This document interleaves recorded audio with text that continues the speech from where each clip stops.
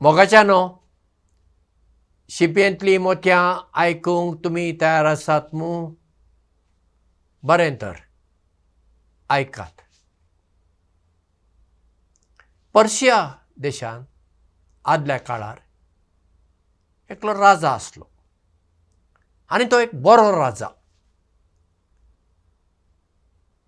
आपले परजे खातीर तो जायतो वावर करतालो आनी परजाय ताका मान दिताली. तो केन्ना केन्ना आपणाचे कपडे बदलून साद्या मनशा भशेन आपल्या राज्यांत भोंवतालो आनी आपलो लोक कसो जियेता, कितें करता, तांच्यो अडचणी कितें, हें सगळें तो तांचे मदें भोवन समजून घेतालो आनी कोणाकच खबर ना हो राजा म्हणून. एक फावटी तो असो भोंवतना एका गांवांत ताका एकटो भिकारी मेळ्ळो. राजा वचून त्या भिकाऱ्या लागीं बसलो आनी उलयलो.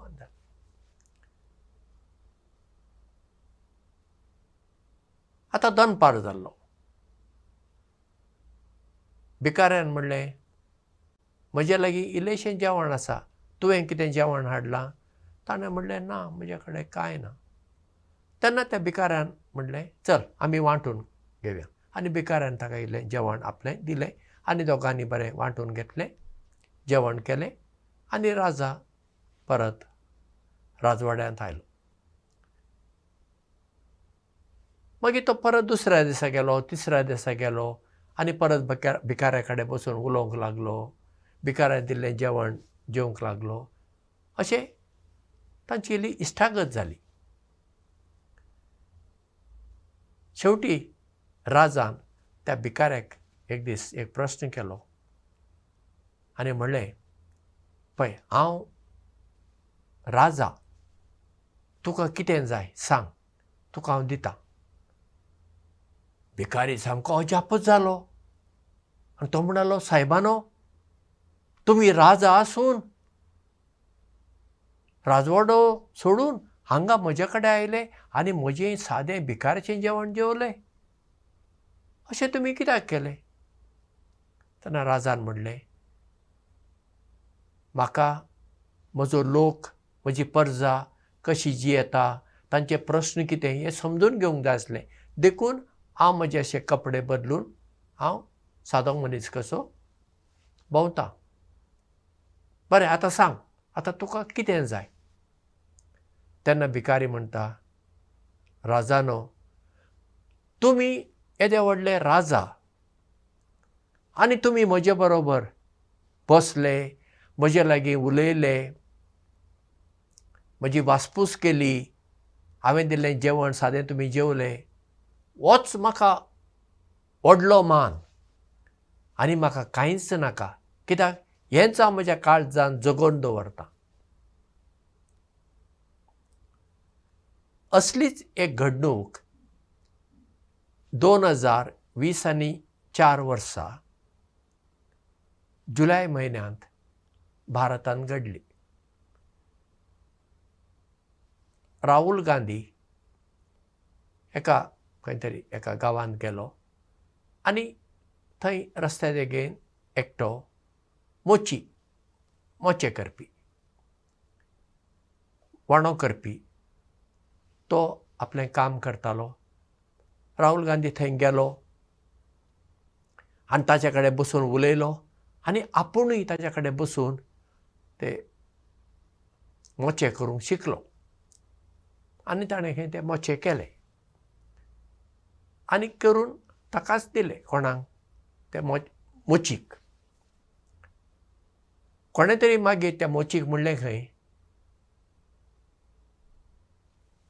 हे मोचे तूं म्हाका दी, हांव तुका फारीक करतां, तुका कितले दुडू जाय सांग, हांव दितां.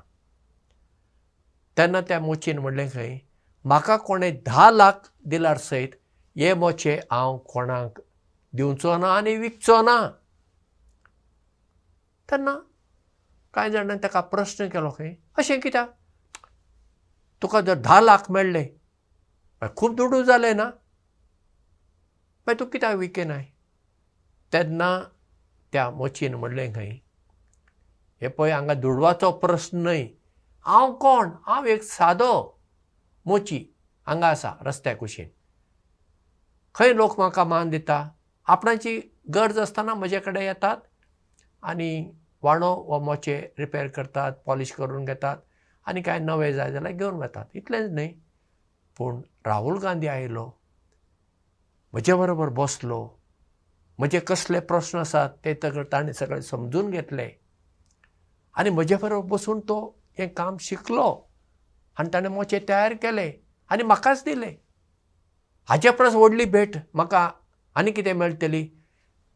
ही घडणूक हें घडीत हांव मरासर म्हज्या काळजांत जगोवन दवरतलों. पळया, जें कितें पर्शियाच्या राजान केलें, जें कितें राहुल गांधीन केलें, हें आमी करूंक जाता न्ही. ताका कितें दुडू लागता? आमचो संबंद चडसो कोणा कडेन येता? आमच्या वर्गाच्या वा आमचे परस वयर आसल्याच्या. हांव जर दोतोर, म्हजो संबंद हांव कितें करतां?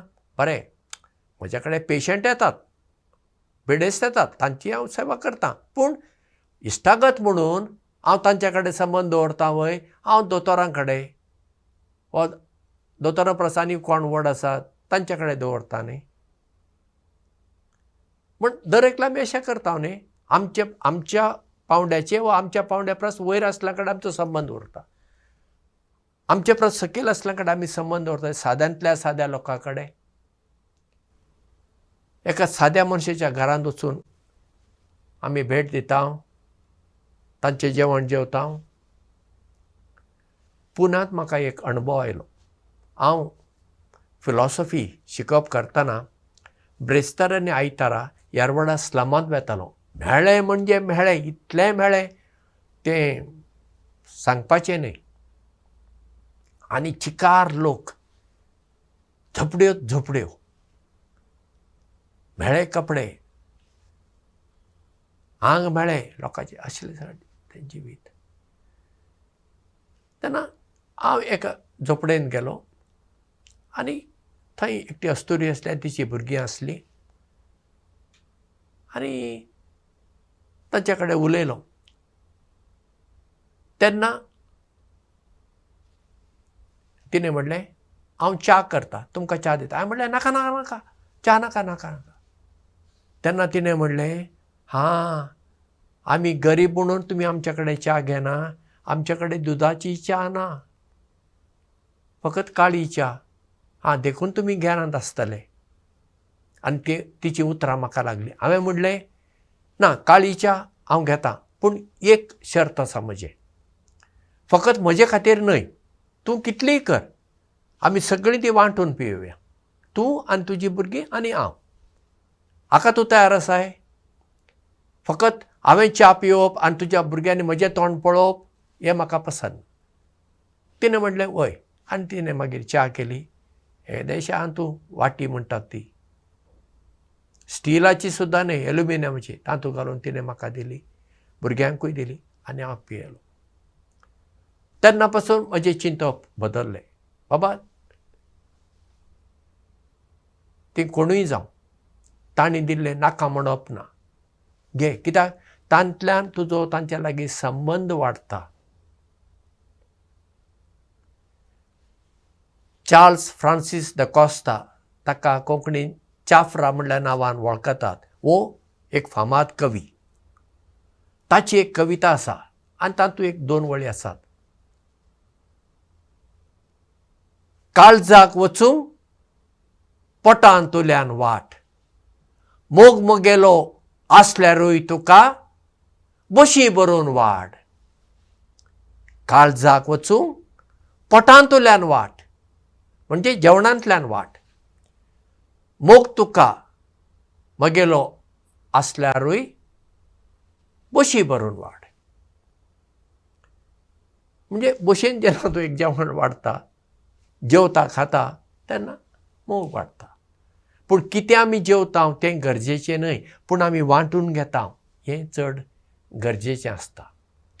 जेवणा खाणा परसूय तांकां मेळप, तांचे सूख दूख आयकप,